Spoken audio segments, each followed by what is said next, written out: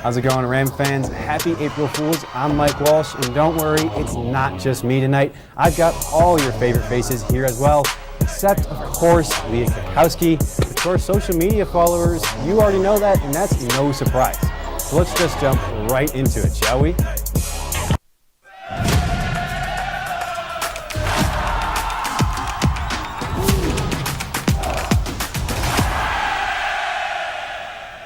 It's me again, Hunter Strand, and to kick off this April Fool's show, we should start with me. Yes, me, Hunter Strand. This weekend I was able to capture my first career college win as a Ram, winning the Jack Christiansen 5K with a time of 14:50.63.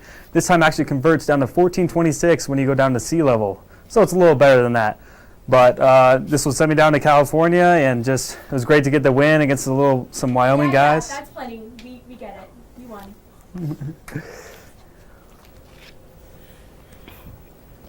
I'll take it from here. Freshman Adam Holben cracked CSU's all-time top 10 in hammer throw, finishing second. Michaela Long and Claire Kovac went 1 and 2 in the women's event. Multi-event athletes Teresa Babica and Elijah Scott used the meet to build confidence, but weather cut their day short. Still, CSU stacked up big wins, personal bests, and a dominant 4x100 relay performance. With the season underway, the Rams look ahead to bigger meets and even bigger throws, jumps, and times. On the diamond, Colorado State softball showed up ready to play this past weekend, run-rolling the Montana Grizzlies 9-1 in 5 innings in style, wearing their Colorado A&M Aggies uniforms. Despite the cold and rainy evening in Fort Collins, green and gold softball came ready to compete. Though the Grizz jumped on the board first, this would be their only run as Colorado State did not hold back. The Rams totaled 10 hits within the first 5 innings and 2 long balls from Carolina Buffalo and Kara Smith. Smith and Buffalo were both 2 and 3 on the game, leading the Rams, as well as Smith's 3 RBIs and Buffalo adding a triple in the bottom of the 3rd inning. Brooke Bolander also added 2 hits for the Ags, both being RBI doubles, both scoring Lauren Stuckey, who impressively scored 3 of the Rams' 9 runs. CSU will travel to Boise State for a midweek doubleheader against the Broncos Wednesday, April 2nd, before returning to Ram Field to host SDSU in a 2-game series April 5th and 6th.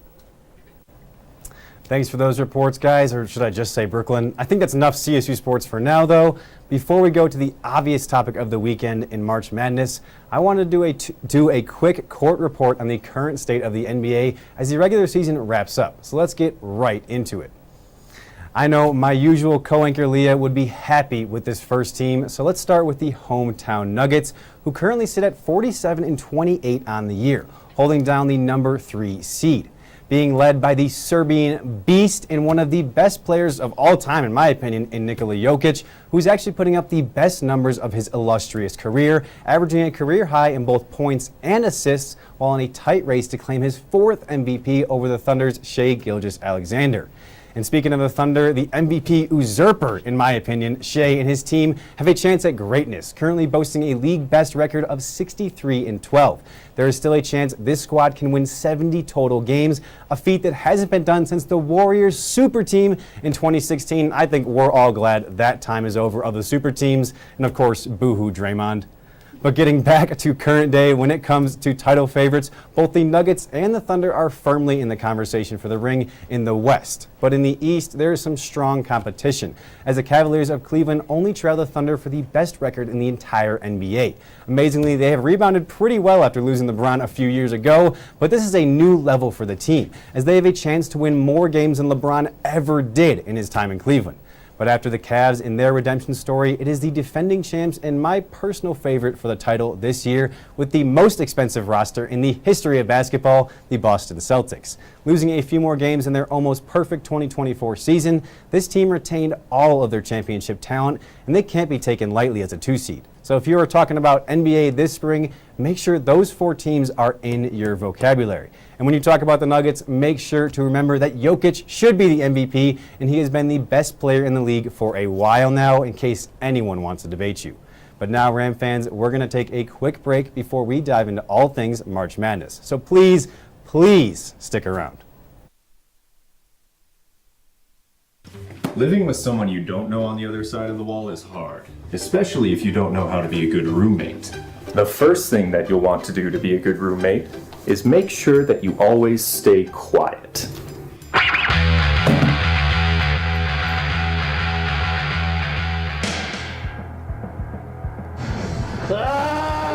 Be considerate of others when using common spaces and appliances. Hey buddy, what you doing? I'm just gonna need like 40 minutes. Be respectful of your roommate's privacy. Ugh, my bad. Finally, make sure that you clean up after yourself. Oh, fresh toothbrush.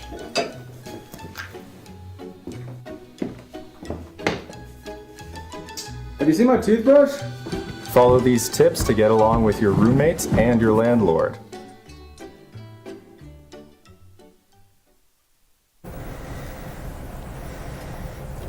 Despite all the favorites winning in the Sweet 16, there were some really good games. The first one we are going to talk about is Texas Tech versus Arkansas. Arkansas had a 16-point lead late in the second half and ended up losing in overtime. What do you guys think about this game? This was a crazy game. I know, AJ, you thought there was a controversial call. Yeah, no, I was talking about it. At the end, there's a jump ball call that is less than 1 second, and they call the jump ball. I mean, I don't understand how you can call that in that scenario, but I mean, Arkansas had this game. They had it the entire time. They were up 15 at one point, and the collapse of John Calipari I mean, was heartbreaking. being up double digits, it's pretty easy to win a game. Yeah. With about, I think, what was it, 5 minutes left? Or 5 minutes. 4.5 minutes left. 4.5 minutes left. Yeah. I mean, you got to be able to keep that lead. But obviously, a crazy win for Texas Tech. I mean, they just made it every shot down the stretch. Yeah, and then they caught the choking disease. Yeah, Arkansas gave it to We'll them. talk about that later. Yeah. That was 100% one of the worst moments of the tournament. Let's go to the next one with Houston versus Purdue. Another crazy ending, but this had an actual game winner, I'd say, with this final putback from Houston. No, Purdue, I gave out Houston spread on the show, Yeah. and I thought it was going to be a blowout, but Purdue made it a competed. They game. competed. I mean, they were a team, they competed. That Houston defense, they made it look pedestrian. Yeah, right. I mean, here. Here's this the play was inbounds play. insane. How do you not guard the inbounder? I think third grade basketball coaches would teach you have to guard the inbounder. I cannot for the life of me see how a college team goes into a game like this, doesn't guard the inbounder, and he's the reason you're not moving on to the Elite Eight. and that was one of their best scorers. I Yeah. mean, the inbounder is, their second best scorer, and you're not guarding him. I It don't just doesn't understand make how you sense can from have a that. Purdue standpoint. I don't know how you just don't defend that guy, especially with the team you're having and the run you're having. No one thought you were going to get back to this Yeah. level without Zach Edey. You were there, you have a chance to make it to that level, and you just do that. Like, it's so bad from a defensive standpoint. It was such a Purdue play. Well, let's It go really to was. another tight one with Michigan State versus Ole Miss. I mean, this was another really good close game up until the last second. I mean, yeah, Ole Miss had this the whole game, and then the Spartans just came out and they just dominated. I think they were up 9 with 12 minutes to go. Another blown lead. I Yep. mean, seeing all these upsets seem to just blow leads. And honestly, I thought Michigan State might come back in this one, but Ole Miss just kind of trailed off at the end. Yeah. The second half Spartans. Yeah. Izzo in the second half, he's Yeah. just automatic. You just can't beat him. He always pulls it out. So Izzo in March, I mean, I guess, not the Elite Eight, but Yeah. the Sweet 16, he's always making it to the Sweet 16. Always. Pretty much every year. I think it was so. 16. He's made 16 of them, Yeah, right? I think so. But an eventful Sweet 16 for all teams, but all of the winners had to swing a quick turnaround as they played just 1 day later in the Elite Eight, and we'll discuss the winners of those matchups in just a second. Hunter, I think we got to go. We got to go to the top 5 worst moments. So you take it away. I think we can all agree this March Madness tournament has been pretty bad compared to previous years. So let's recap the top 5 worst moments in this year's March Madness tournament. Yeah, I mean, the first one is all the chalk. Yeah. I mean, seriously, all the 1 seeds, no one wanted to see this. I know all the analysts had it. I mean, these are the 4 best teams, but no upsets at all. I mean, you had a 1 versus 2 in the Elite Eight. It's just crazy. This hasn't happened since 2008. This is almost what you make fun of people for choosing, Right. When you see their bracket, like, there's no way all the 1 seeds are going to win. One Yeah. of them's going to choke, but Yeah. somehow this year it happened. no, I saw a few people taking all the 1 seeds. Yeah. I'm like, come on, you're not rooting for Right. any fun. Yeah, Come- right. come on, I'm that's no cheering for the fun, but- entertainment. Just the 1 seed just seems boring every time. They're always favored. They're always Yeah. winning. It doesn't feel like fun to me. So I agree. That would be a top worst moment, even though it's not a specific moment. I guess Right, it was yeah. 4 different moments of those teams winning. But coming in at number 2, this one I know we mentioned it earlier. Yeah. The Texas Yeah. Tech collapse against They Florida. collapsed. As you said, they got the choking bug Yeah. in their game against Arkansas when they came back. This was just terrible. But you got to give all the credit to Walter Clayton. He's Mr. Yes. Clutch. He's Mr. Clutch He right is now. Mr. Big Shot in college basketball. He cannot miss when the game is on the line. This shot was ridiculous right Yeah. here. Are you kidding me? He just drives in. Yep. Let me This is just a pull it Steph out. Curry shot. I mean, what's Steph that? Curry's done that exact shot Yeah. where you just take the ball in the middle of the court, just dribble out the three-point line, throw up a prayer, money. Who else can do that with a minute I left, have too? no There's idea. a minute. There's two no left one in in the college game. basketball that I've seen that I'm like, they can do that besides Walter Clayton. He is the closer. He Yeah. is the closer, and it's scary. It's scary. And I know Williams tried. He had his heroics against Arkansas. He tried the same heroics against Florida, and they did tie it up. They were pretty close. I think it just Florida's too big. Tech was Offensive hitting big rebounding, shots. Yeah. Yep. It's too much for Texas Yeah, Tech. so we'll go to another one here. Me and Mike probably agree on this one, but Yeah. the 26-year-old BYU player going terrible. 4 for 6 from 3, just torching the Badgers in the end. And Just one of unbelievable. the biggest upsets, I know you talked about it on 2 shows now, but Yeah. one of the biggest upsets we have to talk about it. Yeah, right? I don't understand how this BYU team can be so old every So- single year, yep. and they continue to pull off these upsets. You're like, God, we're getting beat by a 25-year-old that should be an accountant right now. I mean, there's just no reason. He's got his we kids lose. watching him. That's just Literally, unbelievable. if a guy has a kid at the game, and probably should not be playing college basketball. Yeah. You should probably be embarrassed when you lose that game. All these 5th and 6th years, it's Yeah. going to be over soon. So Yeah, hopefully. That's true. I mean, the transfer portal is definitely going to destroy some of the players that play at the one school for a few years. But I think we'll still see the guys that are 6 years that have 8 transfers in their 6 years. I saw something that already 600 players are in the portal or something. I mean, everybody just puts. We're their not talking name about CSU today, but Yep. CSU's already losing Yep. players. Jalen This Lake transfer going in portal today. just hurts everyone. It's Yeah. even a school like Michigan State, when you think you have a really good player like Trey Holman, kisses the court, loves Done. Michigan State, Yeah. enters the transfer portal today. I thought it was an April Fool's joke. But whatever, you know what, moving on. We're going to the lock upset with UC San Diego. Everyone thought they were going to Yep. beat Michigan.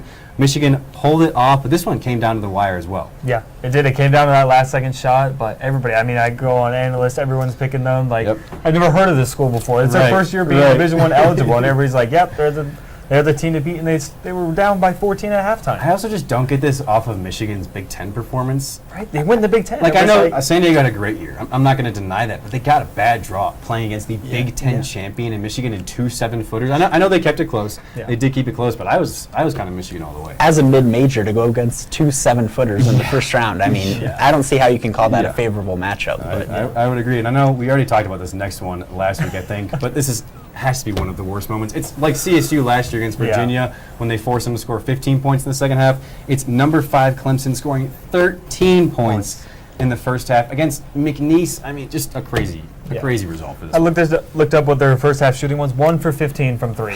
How is that even possible to shoot 1 for 15 from 3 Especially against a mid-major? in the tournament. You're on the biggest stage, like, okay, I can win this against a 12 seed.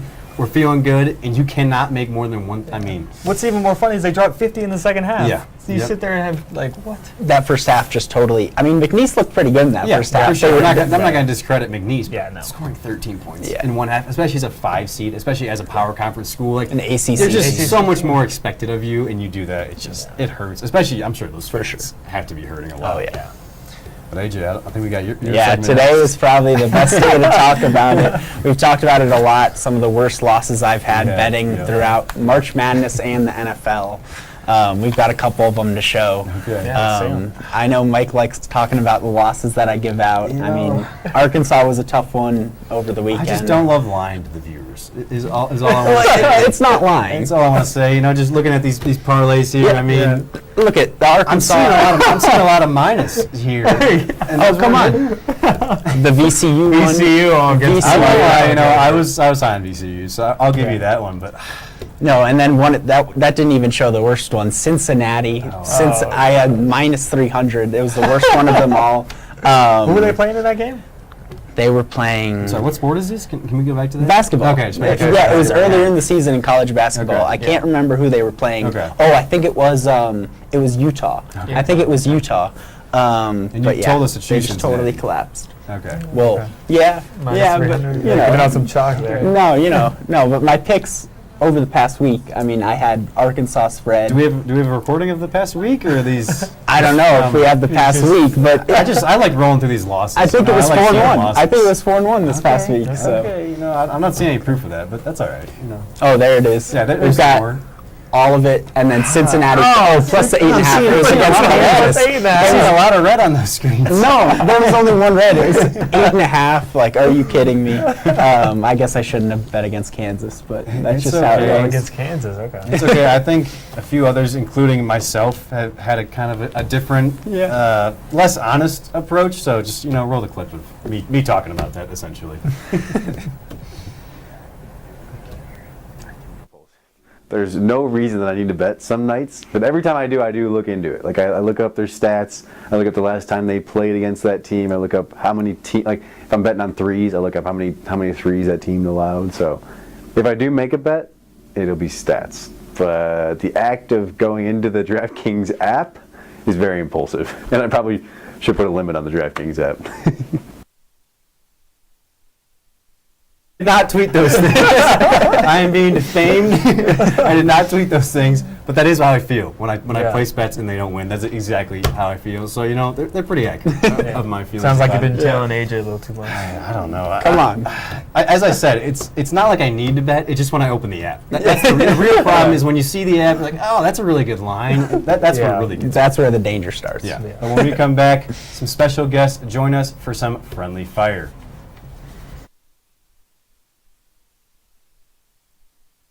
It takes less than 1 minute to find out if you may have prediabetes. You can do it here. But you probably won't. You're busy. Kids, work, show coming back in 48 seconds. So let's do this now. Hold up one finger if you're a man, women, 0. 3 more fingers if you're over 60, 2 over 50, 1 over 40. If you're not sure, keep in mind you're sitting on a couch right now, so 1 more finger if you're not very active. 1 finger if yes, 0 if no. 1 yes, 0 no. Next, find the body type that looks most like you and hold up that many fingers while I look around awkwardly. And that's it. If you're holding up 5 fingers or more, you probably have prediabetes. Sorry to be so blunt, but hey, you're busy. Just go to the site.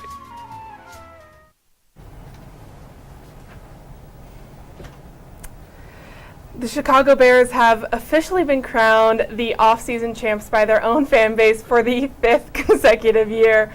Bears fans are enjoying our favorite time of the year when the team we've built in our heads hasn't stepped foot on the field.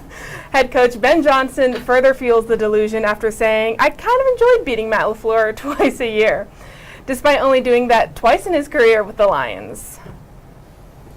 The Burley Shove, or more commonly known as the Tush Push, has made Packers fans and staff throw a fit this year due to the Packers' defense inability to stop Jalen Hurts and the Eagles.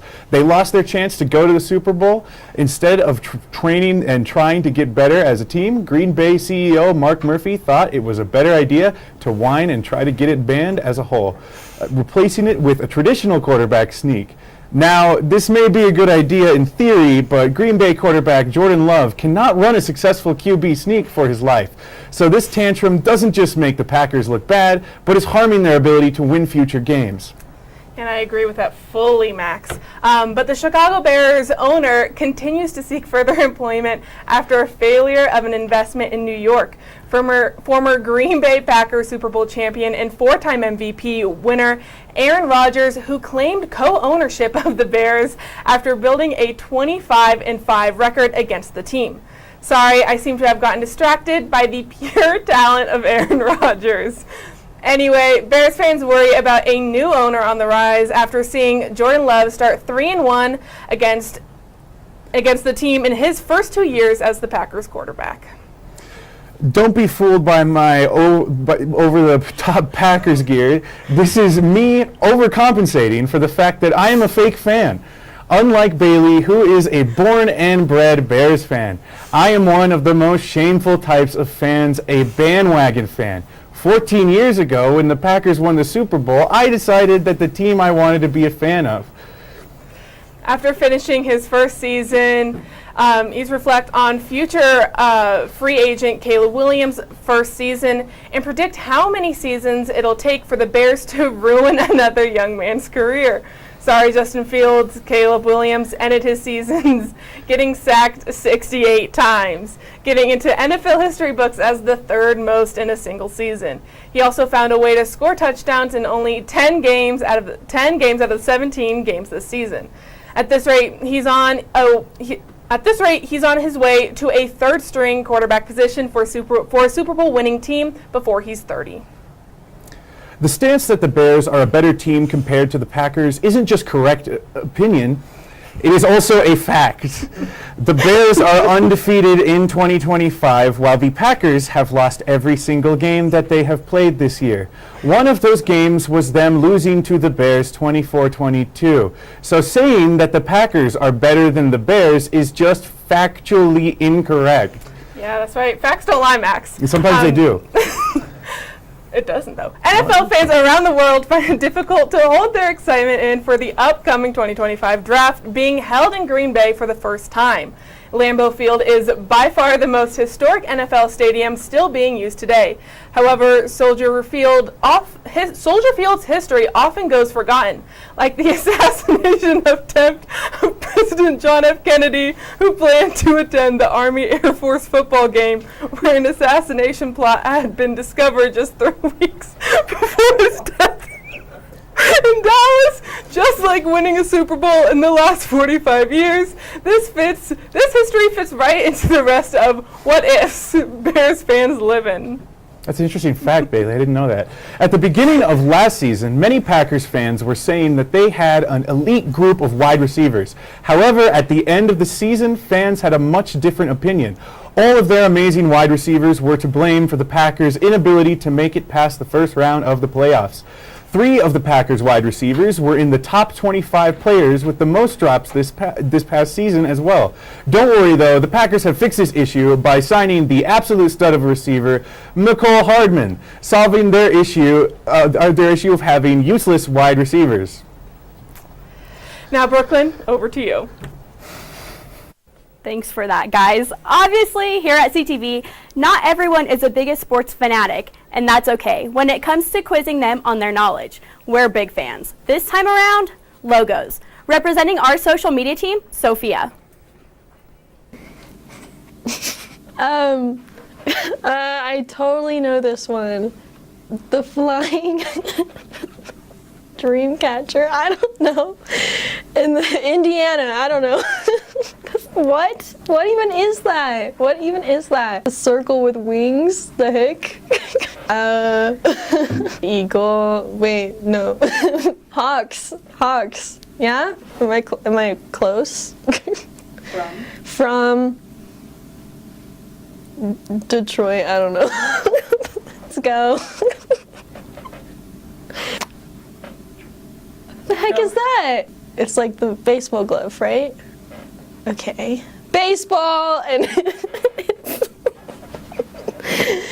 the baseball gloves in Vermont. I don't know, bro. That's like a raindrop, so maybe it's like the Michigan raindrops. I don't know. What the heck? What even is this logo? This is the worst logo. Go ahead and mark. I don't like this one. It's weird. It's giving like corporate. Green deer. Okay, let me like lock in. Green deer. Wisconsin elk. This is like a humiliation ritual, I feel. You got another one wrong. I know. W. This is Wyoming. Wyoming W's. Wow. Wyoming Doves! Let's go. They never get L's. Ever. This one is familiar. It's given McDonald's mascot. Oregon? Bird. So mean. Bullying. They lost the baseball and are trying to navigate it on the compass. The compass of baseball. Oh. Buffalo, right? Yeah? Okay. I don't know where. Buffalo in New Jersey. It's got just a big B. Black and yellow, black and yellow. Okay, I'm gonna say it's a B for fun. And the Big Apple, New York. Let's go. What even is that?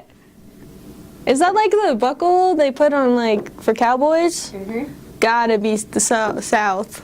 That's where cowboys are. Texas? Texas. I almost said Texas Roadhouse. Lone Star. I don't know.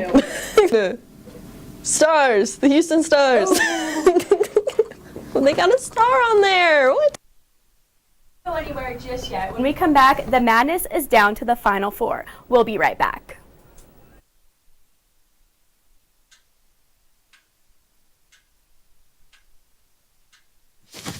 Awkward. Do I look familiar? I should. You might remember me from here. Here.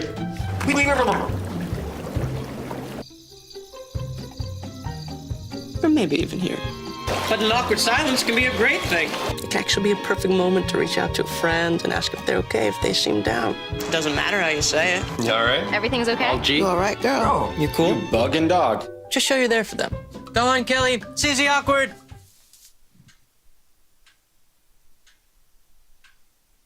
Hey, you haven't really been yourself lately. Are you okay? Find out how you can help a friend with their mental health at seizetheawkward.org.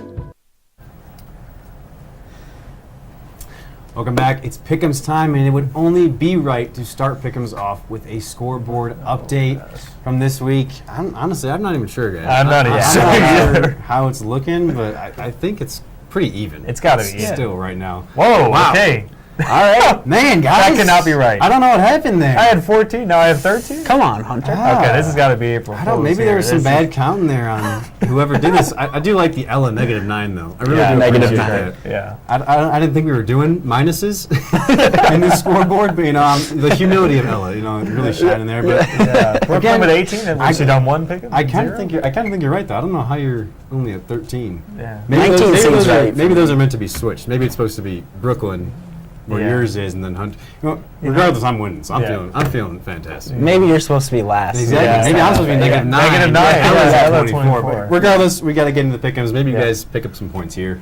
We're going Florida versus Auburn first. Yeah. My title favorite in Florida, so I think you guys know where I'm going, but I'll let you guys talk first. Yeah, I'm going with Florida as well. Dude, they can win everything. Yeah. I mean, they come back against Texas Tech. Clayton's the best shooter in the country. I don't see how they come back to Texas Tech and they just lose to Auburn. Yeah. So. I disagree with you guys on this one. I personally have Auburn. You want to take a look at that real quick? Yeah. Anyone in Auburn? The Auburn bigs really showed a lot to me against. I mean, Janai Broom, come on. I mean, they looked good. Broom, You're not Cardwell, wrong. and the guards. But when you're going to throw them against the Florida bigs, Yeah. like that's where my issue comes in. Condon is so good. As we were just talking about, Shinyulu is so good, but they have Thomas Hugh off the bench, I think is how you say his name. Yeah. 20 points off the bench, just a glue guy. I just think they have enough big men to run around Auburn's big men. And when Joni Broom goes to the bench, that's when Florida's going to go on a 10-0 run. That's where I think the game lies, though, is in the big men. Yeah. Broom is banged up in this Yeah, one. He got exactly. hurt in that game, so I don't think he's going to be 100%. Nah, he's the player of the year, though. I have to believe it's between him and I Cooper have- Flag, and for Flag. sure. Yeah. Like, those are the top two. I think Broom's great. I just think if he's off the court, Yeah. where do they Yeah. find the other offense or the defense to contain Florida? Like you said, Walter Clayton makes every shot. Yeah. Condon makes random shots.